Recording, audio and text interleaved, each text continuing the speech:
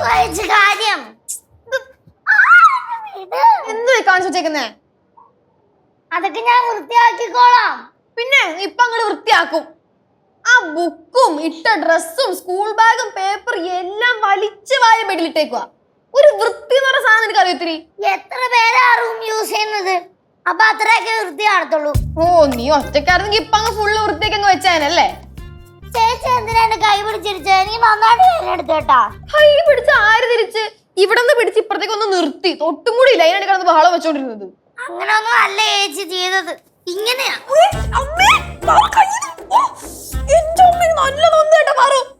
അങ്ങനെ തന്നെ എനിക്ക് നന്നത്. വന്ന് വന്ന് പിള്ളേർക്ക് നല്ല കാര്യം പറഞ്ഞു കൊടുക്കാൻ പറ്റൂലേ? നീതിരിക്കണോള്. നല്ല കാര്യം പറയുകയാണെങ്കിൽ ഇങ്ങനെയല്ല പറയുന്നത്, പറയുന്ന രീതി പറയണം. പിന്നെ തമ്പ്രാട്ടിക്ക് ഇഷ്ടമുള്ള പറയുന്നത് പറയാ ഇനി അങ്ങോട്ടേക്ക്. ചേച്ചി വന്ന് വന്ന് തന്റെ അടി ആയിപ്പോയി. തന്റെ അടി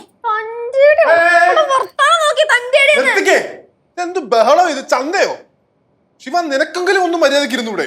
അയാളുടെ വായി വരുന്ന വർത്താനം കേക്കളിയാ തന്റെ അടി എന്ന്. വന്ന് വന്ന് കൊച്ചിന് കൾച്ചർ എന്ന് പറഞ്ഞ സാധനമേ ഇല്ല. என்ன சத்தம் இங்க? உங்களோட சத்தம் கேட்டுதான் அம்மா வந்துட்டு எங்கிட்ட இங்க வந்து பார்க்க சொன்னாங்க. இனியும் இப்படி சத்தம் போட்டுனா அம்மா திடீர்னு வருவாங்க, பிரச்சனை ஆயிடும். ആര് വന്നാലും അവക്ക് എന്താ ആന്റി? പേടിയൊന്നും ഇല്ലല്ലോ ഒട്ടും. ആരെ കല്യാണമുള്ള ചേച്ചി അങ്ങോട്ട് ഇറങ്ങിപ്പോ. ഇറങ്ങി പോവാനാ? മനുഷ്യനെ പിടിച്ചിട്ട് കുറച്ച് സമാധാനം രണ്ടുപേരോടായിട്ട് പറയുക. തരാൻ പറ്റും ഇവിടെ ഉള്ള എല്ലാവർക്കും കൂടെ. അല്ലയാ, ഞാൻ പോണ്. ഞാൻ ചെന്നൈക്ക് പോവാൻ പോണ്. എന്നെ കൊണ്ട് പോയി ഇവിടെ ജീവിക്കാനായിട്ട് ഇവിടെ. ഭയങ്കര ഡീസന്റ് ആള്. പാറു, നീ വാങ്ങാനുള്ള പോക്കാണ് ഏട്ടൻ്റെ കയ്യിന്ന്. ഞാൻ തൊട്ടോക്ക്. ஐயோ கொஞ்சம் நிறுத்துங்கப்பா, சண்டை போடாம நிறுத்தீங்க. അയ്യോ, സണ്ട പോടാണ്ട് ഞങ്ങൾക്ക് കെട്ടിപ്പിടിച്ച് ഉമ്മ കൊടുക്കണം. പിന്നെ എനിക്ക് ചേച്ചിയുടെ ഉമ്മയൊന്നും വേണ്ട.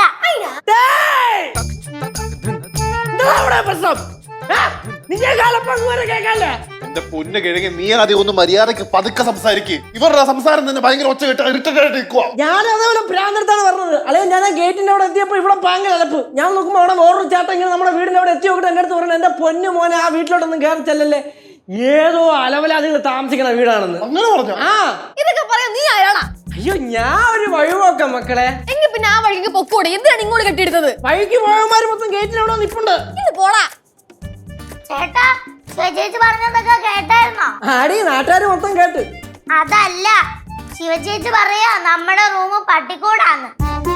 ചേട്ടൻ താമസിക്കുന്നോണ്ടാന്ന്. ശിവ ശിവ, എന്റെ അമ്മ, കല്ല് വെച്ചതോണ, കല്ല് വെച്ചതോണ. എപ്പോഴും ഞാൻ പറഞ്ഞത്, എപ്പോഴും ഞാൻ പറഞ്ഞത് നിന്റെ റൂം പട്ടിക്കൂടാന്ന്. ഞാൻ ഇപ്പൊ പറഞ്ഞത്, അതിനിപ്പോ പറഞ്ഞത് അല്ലയാ, ഞാൻ പറഞ്ഞ അങ്ങനെ. അളയാൻ പറഞ്ഞ അങ്ങനെ. നോണ നോണ നോണ നോണ മാത്രമേ പറയത്തുള്ളൂ കൊച്ചെ. ചേച്ചി പറഞ്ഞില്ലേ എനിക്കും കേശവന് വൃത്തിയില്ലെന്ന്? നിനക്ക് വൃത്തിയില്ലാന്ന് ഞാൻ പറഞ്ഞു, പക്ഷെ ചേട്ടനെ പറ്റി ഒരു അക്ഷരം ഞാൻ വേണ്ടിയിട്ടില്ല. ചേട്ടന് ഉപയോഗിക്കുന്ന റൂമല്ലേ ഇത്? അതുകൊണ്ട് അപ്പൊ വൃത്തികളാകത്തില്ലേ? കേട്ടല്ല മക്കളെ, എന്താ ഇവിടെ ഒരു കശപിശ? അമ്മ പോട്ടെ, പിള്ളേരെന്തോ കാര്യമൊക്കെ പറഞ്ഞ് ചുമ്മാ തമാശ അല്ല സംസാരിച്ചോണ്ടിരിക്കുന്നു. രാത്രി ചാർജിന്റെ ആവശ്യമില്ല, വേണ്ട. പാറു, ഞാൻ നിന്നോട് പറഞ്ഞിട്ടുണ്ടോ ചേച്ചിയോട് വഴക്കുണ്ടാക്കരുതെന്ന്? പറഞ്ഞിട്ടുണ്ടായിരുന്നോ? അമ്മൂമ്മ, ഞാനൊന്നും വഴക്കുണ്ടാക്കിയതല്ല.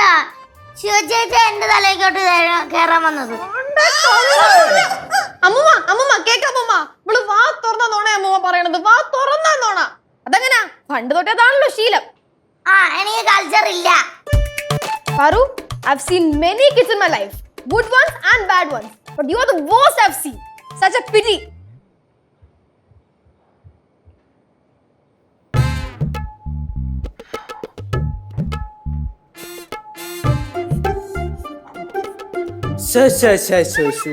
കടുത്തുപോയി. നാല് ശിവ, അങ്ങനെ പറയാൻ പാടില്ല. കൊച്ചിന്റെ മുഖത്ത് നോക്കി പറയാൻ പറ്റുന്നതാണോ അവള് പറഞ്ഞത്? അല്ലേ മുമ്മ?